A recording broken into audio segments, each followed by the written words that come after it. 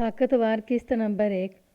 अकलौती औलाद के वालिदैन बहुत जज्बाती होते हैं, ख़ास तौर पर अगर ये औलाद बेटी हो और वो भी बड़ी मिन्नतों मुरादों के बाद पैदा हुई हो, तो फिर वालिदैन की हसासियत और जज्बातियत में कई गुना इजाफ़ा हो जाता है और इसी जज्बाती वाबस्तगी के सबब वो बेटी की शादी के सिलसिले में दानिस्ता ताख़ीरी हरबे इख्तियार करने लगते हैं। वो सोचते हैं अगर बेटी ब्याह कर दूसरे घर चली गई तो वह तनहा रह जाएंगे। तन्हाई के इसी एहसास से डर जाने वाले वालिदैन बाज़ औक़ात बड़ी सियासत से काम लेते हैं। वो ढूंढ ढांड कर कोई ऐसा लड़का तलाश करने की कोशिश करते हैं जिसके आगे पीछे कोई ना हो, ताकि उसे बआसानी घर दामाद बनाया जा सके। इस तरह उनके जिगर का टुकड़ा यानी उनकी बेटी हमेशा उनकी नज़रों के सामने रहती है। इस बात से कतई नज़र कि ऐसा सोचना या ऐसा करना गलत है या दुरुस्त, मेरे ख़्याल में अगर बाहमी रज़ामंदी से किसी वालिदैन को अपनी बेटी के लिए ऐसा कोई घर दामाद लड़का मिल जाता है तो इसमें कोई बुराई भी नहीं। उनको भी अपनी बेटी के लिए एक ऐसा ही शोहर चाहिए था जो घर दामाद बनकर रहने को तैयार हो। वो काफ़ी अरसे से किसी ऐसे ही शख्स की तलाश में थे, कबल इसके कि उनकी मेहनत रंग लाती उनकी इकलौती औलाद घर से गायब हो गई थी। वह गंदम की कटाई का मौसम था। एक रोज़ हस्बे मामूल मैं तैयार होकर थाने पहुंचा तो लड़की की गुमशुदगी का एक केस मेरा मुंतज़िर था। मैं अपने कमरे में आकर बैठा ही था कि कांस्टेबल ने मेरे पास पहुंचकर बताया, मलक साहब, ये लोग काफ़ी देर से आपका इंतज़ार कर रहे हैं। कांस्टेबल के ये लोग का मतलब मैं बड़ी वजाहत से समझ गया था। उसका इशारा उन दो अफराद की तरफ था जो बरामदे में बैठे थे। उनमें से एक मर्द और दूसरी औरत थी। जब मैं अपने कमरे की तरफ आ रहा था तो उन पर मेरी निगाह पड़ी थी। मैंने कांस्टेबल से पूछा, मामला क्या है? उनकी जवान बेटी घर से गायब हो गई है, मज़कूरा कांस्टेबल ने बताया। वो इसी सिलसिले में आपके पास आए हैं। ठीक है, तुम उन्हें अंदर भेज दो, मैंने कहा, और मेरे लिए ठंडा पानी भी। वो बड़े अदब से गर्दन को असबाते जुम्बश देते हुए मेरे कमरे से निकल गया। इस ज़माने में आज कल की तरह फ्रिज का रवाज आम नहीं हुआ था। लफ्ज़ रिवाज को अगर ज़रूरत से बदल दिया जाए तो ज़्यादा मुनासिब होगा। आजकल जहाँ तक बिजली की रसाई है वहाँ ज़रूरियात ज़िंदगी की तकरीबन तमाम अशिया पहुँची हुई हैं, जैसे टीवी, फ्रिज, केबल। लेकिन जिस ज़माने का ये किस्सा है, इस वक्त गाँव देहात में फ्रिज का कोई तसव्वुर नहीं होता था। मौसम गर्मा में ठंडे पानी के हसूल के लिए मिट्टी के घड़े और मटके वगैरह इस्तेमाल किए जाते थे। हमारे थाने में भी ठंडे पानी की फराहमी का ये बंदोबस्त मौजूद था। थोड़ी ही देर में ठंडे पानी का गिलास और फरियादी जोड़ा मेरे कमरे में मौजूद थे। मैंने अपनी मेज़ के सामने बिछी कुर्सियों की जानिब इशारा करते हुए मुतदिल अंदाज में कहा, बैठ जाओ। लम्हाती तजब्जब के बाद वो कुर्सियों पर बैठ गए। उनके अंदाज से परेशानी मुर्तशा थी। कांस्टेबल की ज़ुबानी मुझे इतना तो मालूम हो चुका था कि वो अपनी बेटी की गुमशुदगी के सिलसिले में थाने आए हैं। बैठने के बाद वो इस्तरारी नज़रों से एक दूसरे की तरफ देखने लगे। ग़ालिबन उनकी समझ में नहीं आ रहा था कि बात कहाँ से शुरू करें। मैंने उनकी मुश्किल आसान करते हुए कहा, जी बताएं, आप लोगों का क्या मसला है? सवालिया अंदाज में उन्हें देखते हुए मैंने ठंडे पानी का गिलास खाली कर दिया। मर्द ने अपना तारुफ कराते हुए कहा, थानेदार साहब, मेरा नाम ग़ुलाम सरवर है और ये मेरी बीवी आसिया है। उसने अपनी साथी औरत की जानिब इशारा करते हुए बताया, एक परेशानी हमें खींच कर आपके पास ले आई है। तुम्हारी जवान बेटी घर से गायब हो गई है ना? मैंने बारी बारी उन दोनों की आंखों में झांकते हुए कहा, घर से नहीं थानेदार साहब, आसिया बीबी रूहांसी हो गई। वो तो घर पहुंची ही नहीं, हम उसका इंतज़ार करते रह गए। सारी रात आंखों में कट गई और हम आपके सामने बैठे हैं। ये बात मुझे कांस्टेबल ने बताई थी कि उनकी जवान बेटी घर से गायब हो गई थी। बहरहाल घर से या कहीं बाहर से उनकी बेटी गुम हो चुकी थी। ग़ुलाम सरवर ने इमदाद तलब नज़र से मुझे देखते हुए गुलगीर आवाज़ में कहा, थानेदार साहब, हम ज़ेबों की वजह से सख्त परेशान हैं। आप किसी भी तरह हमारी बेटी को ढूंढ निकालें, वरना उसकी माँ रो रो कर अपनी आंखें अंधी कर बैठेगी। परेशानी तो तुम दोनों के चेहरों से झलक रही है। मैंने हमदर्दी भरे लहजे में कहा, मुझे बताओ कि तुम्हारी बेटी कब और कहाँ से गायब हुई है। जब तक पूरी बात मुझे नहीं पता चलेगी मैं आप लोगों की कोई मदद नहीं कर सकूँगा। वो दोनों घबरा कर सरासीमा नज़रों से मुझे तकने लगे। ग़ुलाम सरवर लजाजत भरे अंदाज में बोला, थानेदार साहब, आप ऐसा तो नहीं कहें, हम बहुत आस उम्मीद लेकर आपके पास आए हैं। ज़ेबो कल रात से गायब है। ऊपर खुदा और नीचे आप ही हैं जो ज़ेबो को ढूंढ सकते हैं। मैं तुम्हारी आस और उम्मीद को नहीं तोड़ रहा। मैंने बारी बारी उन दोनों की तरफ देखा और समझाने वाले अंदाज में कहा, मैं थाने में आलू प्याज की आड़त करने नहीं बैठा हूँ। मेरे महकमे ने आप लोगों की दाद रसी के लिए ही मुझे यहाँ तैनात किया है। मेरे थाने की हदूद में भी जो भी वाक़या रुनुमा होगा اسے میں نے ہی دیکھنا ہے، لیکن جب تک مجھے کسی معاملے کے پس منظر کا علم نہیں ہوگا میں صحیح خطوط پر کوشش نہیں کر سکوں گا۔ آپ لوگ میری جی غلام سرور اس بات میں سر ہلاتے ہوئے جلدی سے بولا، میں سمجھ گیا جناب، میں آپ کو بتاتا ہوں۔ لمحاتی توقف کر کے اس نے ایک گہری سانس خارج کی، پھر ٹھہرے ہوئے انداز میں بتانے لگا، زبیدہ عرف زیبو گزشتہ روز اپنی سہیلیوں کے ہمراہ میلے کی رونق دیکھنے گئی تھی۔ شام تک اس کی سہیلیاں تو واپس اپنے گھروں کو پہنچ گئیں، لیکن زیبو ابھی تک غائب ہے۔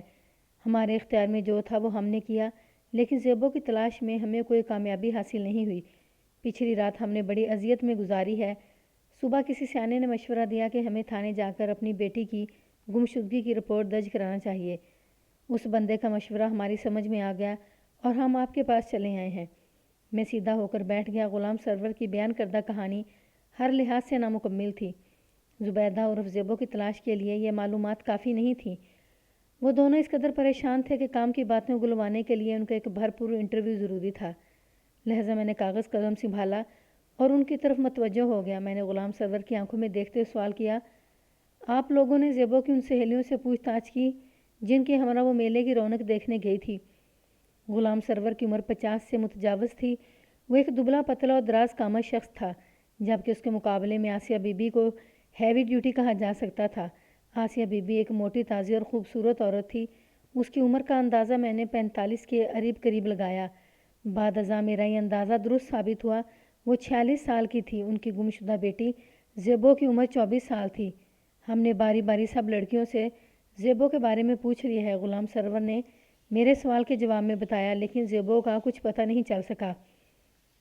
اس کی دونوں سہیلیاں اپنے اپنے گھروں کو پہنچ گئی ہیں اور ہم ابھی تک زیبو کی راہ تاک رہے ہیں۔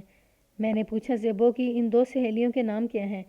اس بار آسیہ بی بی نے میرے سوال کے جواب میں بتایا، ایک کا نام رفت ہے اور دوسری کا نام فریدہ ہے۔ فریدہ اور رفت نے زیبو کی گمشدگی پر کیا کہا ہے؟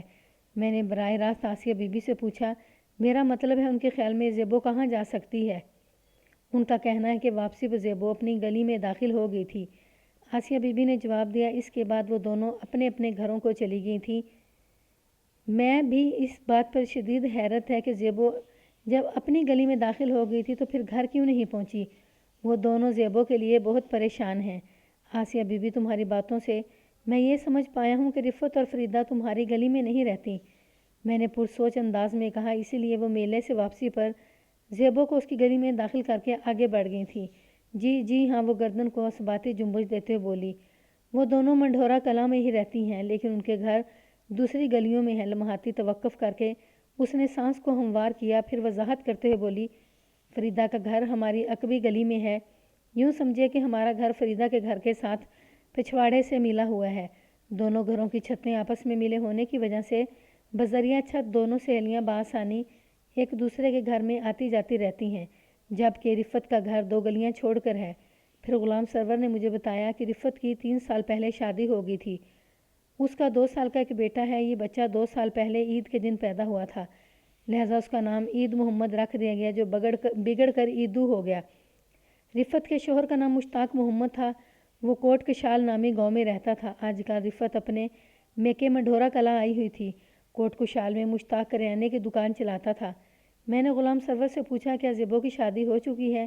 یہ سوال میں نے ایک خاص مقصد سے پوچھا تھا، ورنہ اب تک جو حالات میرے علم میں آ چکے تھے ان کی روشنی میں بڑے واضح انداز میں دیکھا جا سکتا تھا کہ گم شدہ زیبو غیر شادی شدہ تھی۔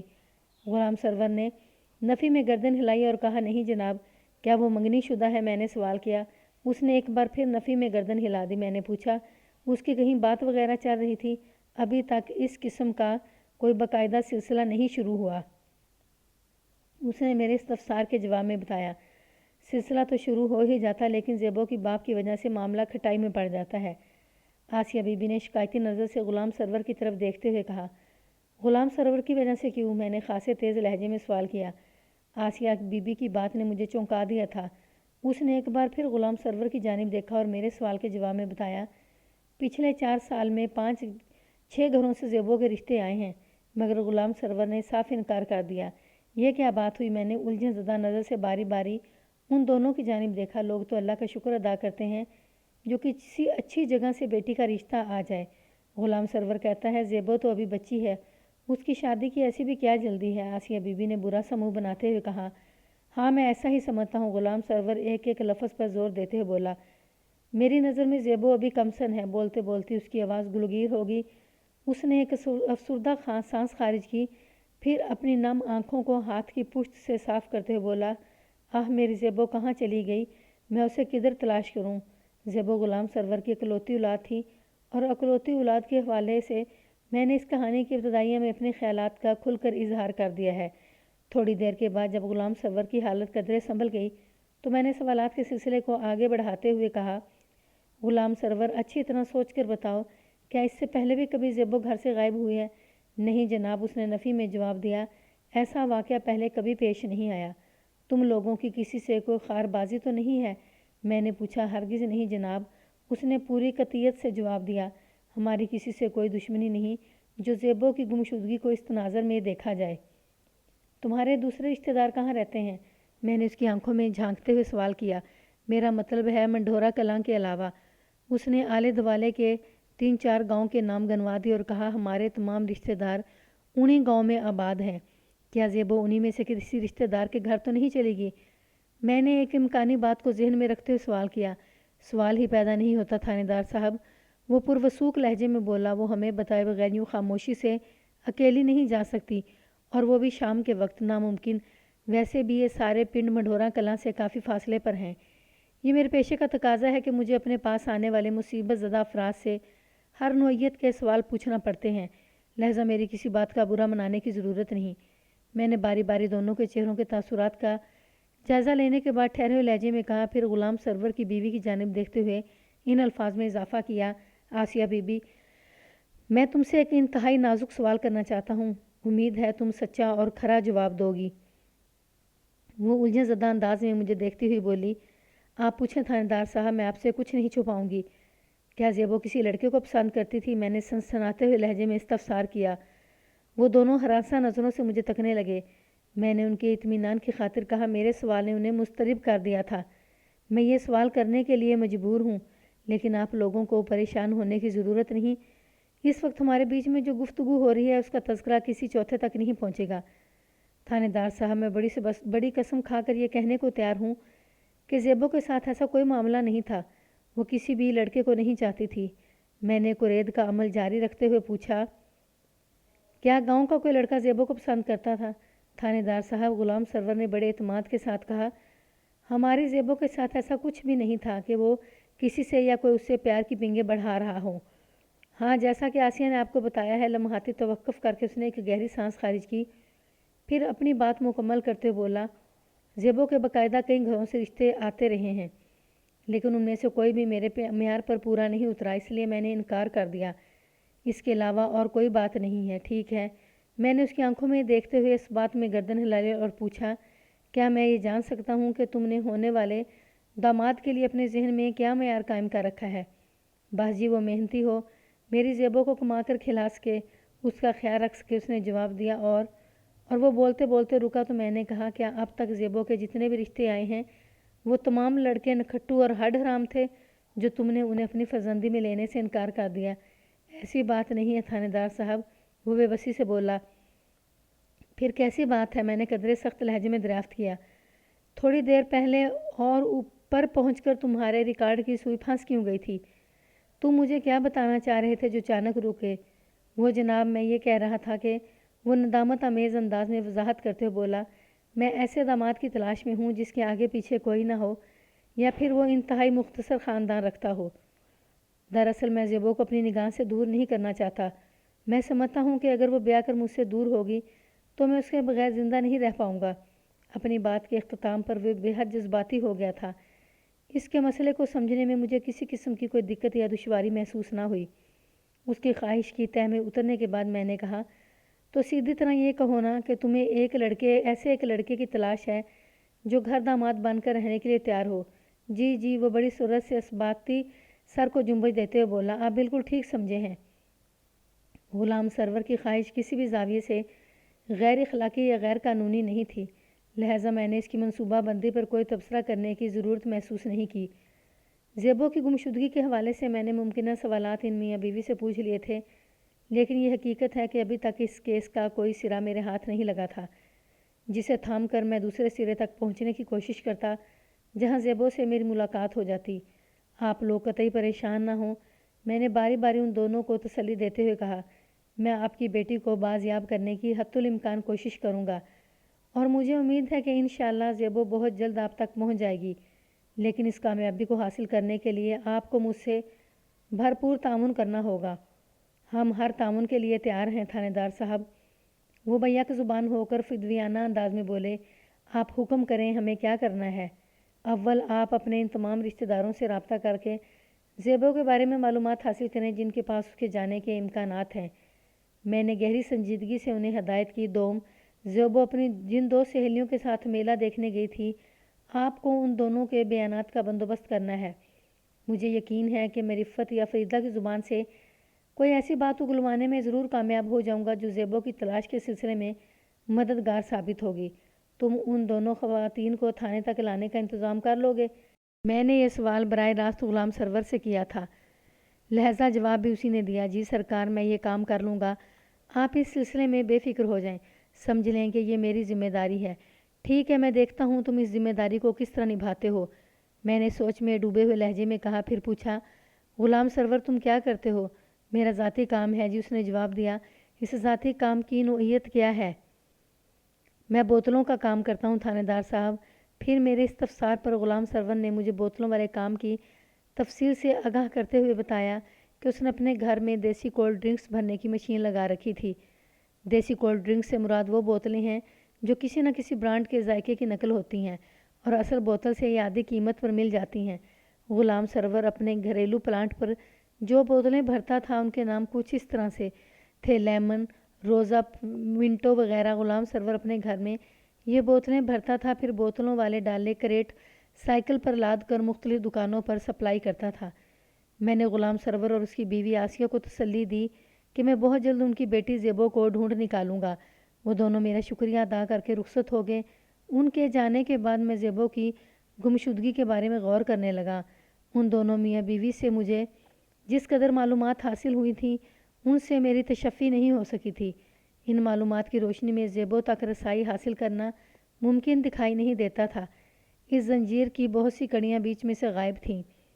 غلام سرور نے مجھے یقین دلایا تھا کہ وہ زیبو کی دونوں سہیلیوں رفت اور فریدہ کو میرے پاس لے کر آئے گا۔ مجھے امید تھی کہ یہ دونوں خواتین زیبو کے حوالے سے کچھ نہ کچھ ایسا ضرور جانتی ہوں گی جو اس کی تلاش میں میری مدد کر سکتا تھا۔ راحت کی عمر کم اور تکلیف کا دورانیہ ہمیشہ طویل ہوتا ہے۔ یہی فارمولہ موسموں پر بھی لاگو ہوتا ہے۔ پاکستان میں پائے جانے والے موسموں میں موسم گرما کے دن طویل اور موسم سرما کے دن خاصے مختصر ہوتے ہیں۔ موسم سرما میں دن کا آغاز ہونے کے تھوڑی ہی دیر بعد پتہ چلتا ہے کہ رات کی آمد ہے، جبکہ موسم گرما کے دن کو گزارنا پہاڑ کاٹنے کے مترادف ہے۔ دوپہر کے بعد میرے جی میں آئی کہ منڈھورا کلاں جا کر وہاں کے حالات کا جائزہ لوں۔ غلام سرور اور آسیہ بی بی کی فراہم کردہ معلومات اس معاملے کو آگے بڑھانے کے لیے کافی نہیں تھیں۔ تھانے میں فوری نوعیت کی کوئی مصروفیت نہیں تھی، لہٰذا میں نے ایک تانگا منگوایا اور ایک کانسٹیبل کو ساتھ لے کر منڈھورا کلاں روانہ ہو گیا۔ ان دنوں میری تعیناتی رسول پور تالر کے تھانے میں تھی۔ رسول پور تالر نامی یہ قصبہ حافظ آباد اور پنڈی بھٹیاں کے درمیان واقع ہے۔ منڈھورا کلاں، کولو وال، کوٹ کشال، سلطان پورہ، شمس آباد اور چک جنجوہا میرے تھانے کی حدود میں آتے تھے۔ ہم ایک نہر کے کنارے سفر کرتے ہوئے منڈھورا کلاں پہنچ گئے۔ غلام سرور کا گھر گاؤں کے وسط میں تھا۔ گاؤں میں داخل ہونے سے پہلے میں نے اس میلے کا ایک طائرانہ نظارہ بھی کر لیا جس کا ذکر غلام سرور نے کیا تھا۔ میری معلومات کے مطابق یہ میلہ ہر سال مئی کے مہینے میں گاؤں سے باہر ایک کھلے میدان میں لگا کرتا تھا جو کئی دن تک جاری رہتا تھا۔ عام دنوں میں یہ وسیع و عریض میدان بچوں کے کھیل کود کے لیے استعمال ہوتا تھا، جس میں فٹ بال، والی بال، پتنگ بازی اور دیگر معروف دیہاتی کھیل کھیلے جاتے تھے۔ غلام سرور کا گھر 3 کمروں پر مشتمل تھا۔ 2 کمرے گھر کے پچھلے حصے میں پہلو بہ پہلو بنے ہوئے تھے۔ ان کے آگے ایک طویل برآمدہ تھا۔ برآمدے کے بعد ایک کشادہ صحن تھا جس میں آم اور امرود کے درخت استادہ تھے۔ صحن کے کونے میں برآمدے سے ملحقہ ایک اوپن کچن بنا ہوا تھا۔ اوپن کچن کے الفاظ سے آپ کہیں اسے امریکن کچن نہ سمجھ لیجیے گا، اس سے میری مراد یہ ہے کہ وہ ایک در و دیوار چھت والا قدرتی ایئر کنڈیشن برفی خانہ تھا۔ صحن کے مختلف حصوں میں پانی والے ٹب اور بوتلوں والے خالی اور بھرے ہوئے دونوں قسم کے ڈالے بھی رکھے نظر آ رہے تھے۔ اس گھر کا تیسرا کمرہ مکان کے سامنے والے حصے میں داخلی دروازے کے ساتھ بنا ہوا تھا اور اس کمرے میں غلام سرور نے بوتلیں بھرنے والی پریشر مشین لگا رکھی تھی، گویا یہ اس کی کولڈ ڈرنک فیکٹری تھی۔ غلام سرور نے ہمیں اپنے گھر کے صحن میں بٹھایا۔ اگرچہ موسم کافی گرم تھا لیکن سائے دار درختوں کے نیچے چارپائی پر بیٹھنا خاصا خوشگوار محسوس ہو رہا تھا۔ غلام سرور اور اس کی بیوی آسیہ ہمارے سامنے دوسری چارپائی پر بیٹھ گئے تو میں نے کہا، غلام سرور، مجھے تمہارے کہے ہوئے الفاظ پر تو کسی قسم کا کوئی شبہ نہیں، لیکن میں نے سوچا کہ خود ہی تمہارے گاؤں کا ایک چکر لگا لیتا ہوں۔ اس طرح رفت اور فریدہ سے بھی ملاقات ہو جائے گی اور میں جائے وقوعہ کا بھی جائزہ لے لوں گا۔ ہو سکتا ہے کوئی کام کی بات معلوم ہو جائے جس کی مدد سے میں زیبو کا سراغ لگانے میں کامیاب ہو جاؤں۔ آپ نے بہت اچھا کیا جو آ گئے، آسیہ بی بی سرسراتی ہوئی آواز میں بولی، ورنہ ہم نے تو پروگرام بنایا تھا کہ صبح ہی صبح آپ کے پاس جائیں گے۔ میں نے چونک کر اس کی طرف دیکھا اور پوچھا، ایسی کیا بات ہو گئی تھی کہ آپ لوگوں کو میرے پاس آنے کا پروگرام بنانا پڑا؟ بات دراصل یہ ہے تھانے دار صاحب، غلام سرور نے ٹھہرے ہوئے لہجے میں بتانا شروع کیا، میں نے کچھ رقم آسیہ کے پاس رکھوائی تھی، وہ پیسے گھر سے غائب ہیں۔ میں سیدھا ہو کر بیٹھ گیا۔ غلام سرور نے بڑی اہم بات کی تھی، آسیہ بی بی نے کہا، ہم اسی وجہ سے آپ کے پاس آنا چاہتے تھے۔ کتنی رقم غائب ہوئی ہے؟ میں نے تیز لہجے میں دریافت کیا۔ 2000 روپے، اس نے جواب دیا۔ 2000؟ میں نے حیرت بھرے انداز میں دہرایا۔ میری حیرت کا سبب یوں تھا کہ جس زمانے کا واقعہ میں آپ کی خدمت میں پیش کر رہا ہوں تب وہ 2000 روپے کوئی معمولی رقم شمار نہیں ہوتی تھی۔ وہ بہت ہی بھلا اور سستا زمانہ تھا۔ ایک آدمی کی تنخواہ 30 سے 40 روپے ہوا کرتی تھی، یا زیادہ سے زیادہ 50-60 روپے۔ سونا 70-80 روپے تولہ مل جاتا تھا۔ ایک درمیانی سائز کے گھرانے کا مہینے بھر کا راشن 10 روپے میں آ جاتا تھا۔ اب آپ خود ہی حساب لگا لیں کہ اس دور کے 2000 روپے آج کل کتنی مالیت کے تھے۔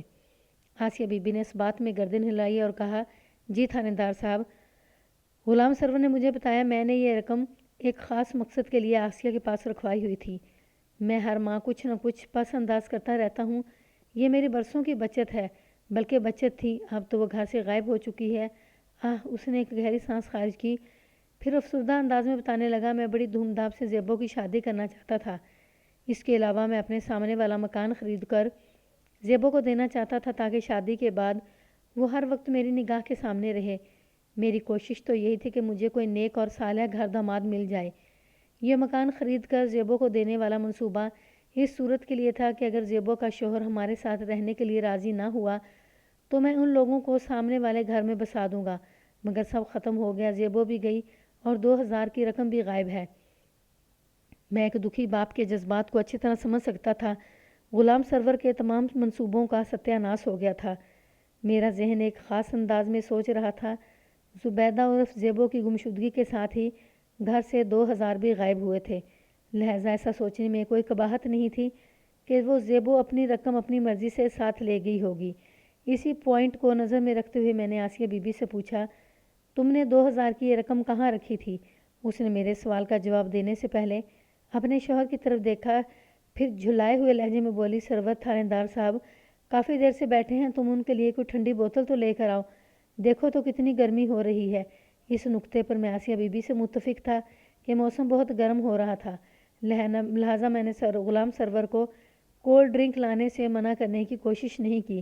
اس وقت میں واقعتاً شدید پیاس محسوس کر رہا تھا اور یقیناً میرے ساتھ آنے والے کانسٹیبل کا بھی یہی حال تھا۔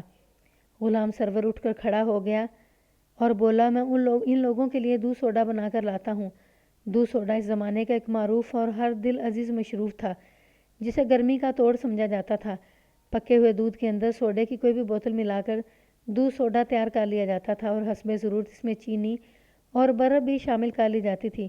اس مقصد کے لیے عموماً روزاب کی بوتل استعمال کی جاتی تھی جس کے اندر موجود سوڈا واٹر کا رنگ سرخ ہوتا تھا۔ دودھ میں شامل ہونے کے بعد اس ٹھنڈے میٹھے مشروب یعنی دودھ سوڈا کا رنگ گلابی ہو جاتا تھا جو گرمی کو منہ توڑ جواب دیتا تھا۔ غلام سرور کے جانے کے بعد میں نے آسیہ بی بی کے سامنے اپنا سوال دہرایا، تم نے 2000 کی یہ رقم کہاں رکھی تھی؟ کپڑوں والے ٹرنک میں، اس نے جواب دیا، تمام کپڑوں کے بالکل نیچے۔ اور یہ ٹرنک بڑا صندوق کہاں رکھا تھا؟ میں نے استفسارات کے سلسلے کو آگے بڑھاتے ہوئے کہا، میرے کمرے میں اس نے گھر کے عقبی حصے میں بنے 2 کمروں میں سے ایک جانب اشارہ کرتے ہوئے بتایا۔ میں اور سرور اسی کمرے میں رہتے ہیں۔ کیا زیبو تم لوگوں کے ساتھ اس کمرے میں نہیں رہتی تھی؟ نہیں جی، وہ دوسرے کمرے میں رہتی تھی۔ بات کے اختتام پر اس نے مذکورہ کمرے کی طرف اشارہ بھی کر دیا۔ میں نے پوچھا، گھر میں تمہارے علاوہ یہ بات اور کس کو معلوم تھی کہ 2000 روپے کپڑوں والے ٹرنک کی تہ میں رکھے ہوئے ہیں؟ یہ بات میرے غلام سرور اور زیبو کو بھی میں بتا چکی تھی۔ کیا اس ٹرنک میں تم کوئی تالا وغیرہ بھی ڈال کر رکھتی تھیں؟ جی نہیں، اس نے نفی میں گردن ہلاتے ہوئے بتایا۔ تالا لگانے کی کبھی ضرورت محسوس نہیں کی گئی۔ ہم تینوں کے سوائے اس گھر میں کوئی آتا جاتا نہیں ہے، اور اگر کوئی بھی آتا بھی ہے تو اسے پتہ ہے کہ میں نے ٹرک کے اندر کپڑوں کے نیچے 2000 چھپا رکھے ہیں۔ گویا یہ رقم تم تینوں میں سے کسی نے غائب کی ہے۔ میں نے اس کی آنکھوں میں دیکھتے ہوئے خاصے تیکھے انداز میں سوال کیا۔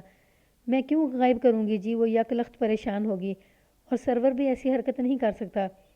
وہ اکثر میرے پاس رقم رکھواتا رہتا ہے، اور جب اسے ضرورت ہوتی ہے وہ مجھ سے ہی مانگتا ہے۔ اور زیبو کے بارے میں تمہارا کیا خیال ہے؟ اس کے چہرے پر نگاہ جما کر میں نے سنسناتے ہوئے لہجے میں سوال کیا۔ وہ میرے سوال کو اچھی طرح سمجھ گئی اور بولی، میں زیبو کو بھی چور نہیں سمجھتی تھانے دار صاحب۔ تم یہ تو تسلیم کرتی ہو نا کہ گھر سے 2000 روپے غائب ہوئے ہیں؟ جی، اس میں تو کوئی شک نہیں، اور زیبو بھی کل شام سے غائب ہے۔ جی، اس نے اس بات میں گردن ہلا دی۔